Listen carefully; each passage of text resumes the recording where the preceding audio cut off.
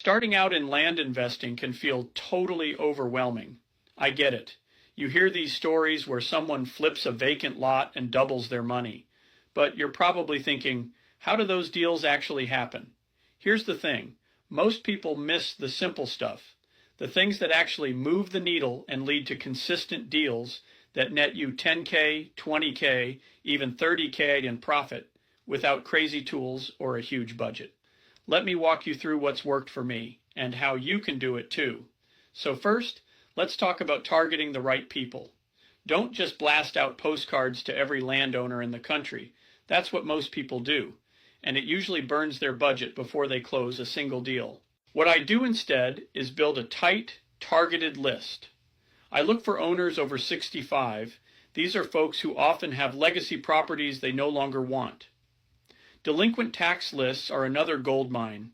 Check out your county websites or even floridataxauction.com to start finding those. And inherited land that's stuck in someone's name with no probate, that's another hot spot. These types of sellers are much more likely to say yes because they're often dealing with stress or financial pressure and don't need that land sitting there. I once bought a lot from an older gentleman on our 65 plus list for $6,000. Sold it the same day for $2,500. We owned that thing for 4 minutes. That's the power of targeting. And timing your mailing matters too. I did a campaign where we sent 3,000 letters to hit right as property tax bills landed in Florida.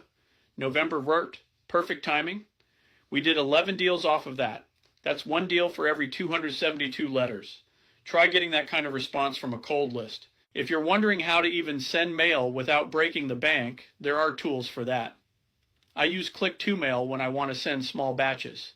It's reliable and super simple. If I want to go bigger, I'll use Rocket Print or Postcard Mania and prepay credits to get discounts. I've even used orange envelopes with real stamps to give it that personal feel, especially for high-value prospects. Next, let's talk about something a lot of people overlook, building rapport. I know, everyone's looking for deals and wants to be efficient. But look, a seller with 10 postcards on their kitchen table is going to choose the one they like and trust. And that's usually not the person who texted them, "What's your lowest price?" Every call I make, my goal isn't to win a deal, it's to have a conversation. I ask for permission to walk the property. I keep things light. Mind if I stop by the lot just to do a little homework before making an offer? That alone gives me 3 to 5 days to research without rushing into a number. I remember this one seller. She inherited a lot in Florida and was living in New York. She was overwhelmed, didn't want to deal with it.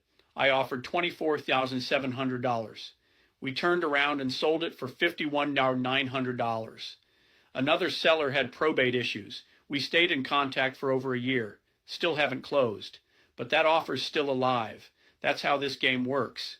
This isn't about being pushy. It's about listening. That one extra question, that one extra day of follow-up, that's how you find motivated sellers that trust you. And hey, when your letters bounce or go undelivered, don't toss them. I use cyberbackgroundchecks.com. It's free. Just plug in the name and find another address or phone number to follow up. Some of our best deals came from following up with those return to sender pieces. Putting it all together, success in land flipping isn't about sending 10,000 letters or offering the lowest price. It's about building a process that works.